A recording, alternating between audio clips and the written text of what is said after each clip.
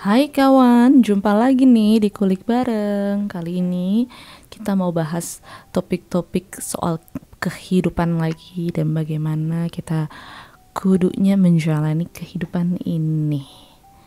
Nah, kali ini kisahnya akan datang dari kisah Buddha dan teratai. Mau tahu bagaimana lengkapnya? Yuk kita check it out.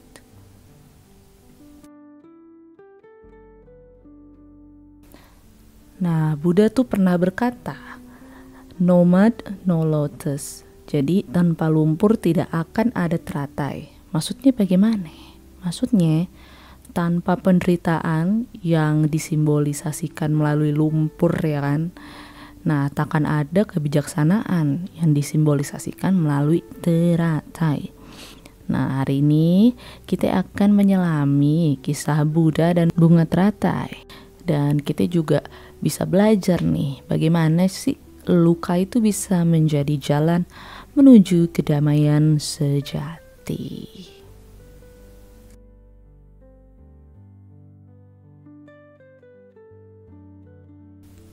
Nah, Alkisah nih, Buddha tuh gak pernah berkata apa-apa. Ia hanya mengangkat bunga teratai. Terus semua muridnya terdiam gitu, bingung dia.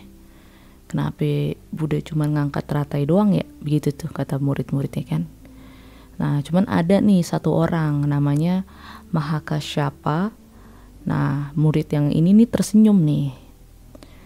Nah, itu adalah pengajaran untuk diam yang pertama. Pesannya sederhana, tapi sangat mendalam.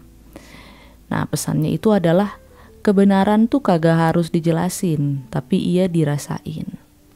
Dan teratai menjadi simbol itu, yaitu ketahanan, kebangkitan, keindahan yang lahir dari lumpur.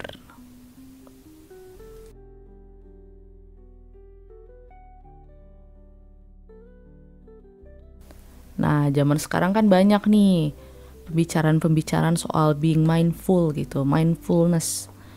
Nah, orang suka salah kaprah nih, karena sebenarnya mindfulness tuh bukan tentang selalu tenang. Tapi mindfulness adalah kita berani tuh menyadari apa yang muncul tanpa menghakimi. Maksudnya gimana? Nah, maksudnya nih misalnya saat kita benar-benar mengembrace rasa sakit kita. Ibarat kita duduklah bersama rasa sakit kita, ya kan? Nah, pada saat itu tuh kita tuh sebetulnya lagi menyirami akar-akar kebijaksanaan. Nah, jadi mindfulness tuh mengajarkan kita bahwa rasa sakit itu bagian dari hidup. Nah, emosi itu seperti awan tuh, bukan langit. Maksudnya gimana? Jadi ya emosi itu datangnya itu temporary gitu, gak permanen kan. Kayak awan aja kan temporary gitu. Nah, terus yang penting tuh kita bukan nolak, tapi kita mengizinkan dan mengamati. Maksudnya bukan nolak luka yang ada gitu ya, bukan menolak rasa sakit yang hadir dalam hidup kita. Karena itu ya inevitable gitu, kita gak akan bisa menghindari rasa sakit atau luka. Dia pasti akan datang bersama cobaan-cobaan hidup gitu kan. Nah, bukannya menolak, sikap kita sebaiknya itu kita mengizinkan rasa sakit itu untuk datang. Dan kita juga mengamati nih, apa sih maksud yang dibawa oleh rasa sakit atau luka itu dalam hidup kita. Nah, pengamatan itu juga kita lakukan tanpa kita ngejudge ya, tanpa menghakimi. Oh, luka ini atau rasa sakit ini emang hadir untuk kita karena emang udah kita terkutuk atau apa gitu. Kagak gitu. Jadi dari pengamatan yang tanpa penghakiman, kita bisa tuh mulai mengenal diri sendiri dan akhirnya kita mulai pelan-pelan sembuh dari luka dan trauma kita di masa lalu.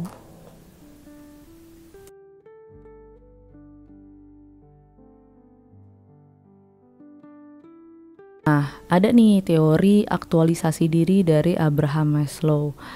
Kata beliau, puncak pertumbuhan manusia adalah aktualisasi diri. Jadi saat kita hidup selaras dengan esensi terdalam dari diri kita. Nah, itulah saat kita bisa menemukan self-actualization atau aktualisasi diri, ya kan? Nah, tapi kamu tahu gak sih apa yang bisa membawamu ke sana?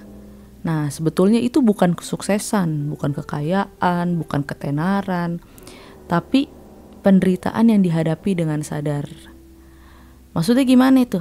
Maksudnya ketika kita bisa bilang nih sama penderitaan atau luka kita, kalau kayak ya kita mengakui kalau misal luka dan penderitaan ini menyakitkan, tapi kita akan tetap di sini dan kita nggak akan lari dari luka dan rasa sakit itu.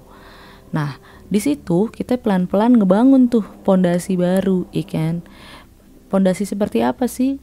Pondasi bagi diri kita untuk menjadi manusia yang lebih jujur, lebih lembut, dan juga lebih utuh tentunya.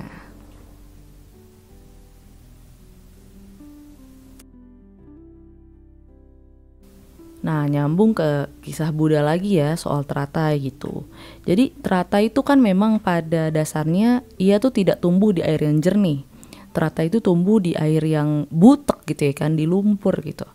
Nah, dalam kegelapan, perlahan dan tanpa suara, teratai itu tumbuh meskipun di air yang keruh, butek kayak kan, di lumpur gitu kan. Nah, begitu juga kita nih. Kita sebagai manusia kudunya setiap luka, setiap rasa gagal, dan setiap kegagalan itu kita ibaratkan sebagai lumpur tuh yang bisa menjadi media pertumbuhan buat kita. Ya kayak teratai kan, media pertumbuhan, media tanamnya itu ya di lumpur gitu. Dan kita bisa mengibaratkan, mensimbolisasikan bahwa luka, rasa sakit, dan trauma yang pernah kita punya itu adalah media tumbuh kita, itu adalah lumpurnya kita gitu, agar kita bisa tumbuh dan berkembang menjadi lebih baik lagi. Nah, hal itu tuh akan bisa terjadi selama ya kan kita kagak nutup hati kita, selama kita juga terus mengamati hal-hal di sekitar kita yang terjadi dalam diri kita. Apakah itu hal-hal yang bahagia atau hal-hal yang menyakitkan, itu kita amatin dengan rasa cinta, bukan penolakan.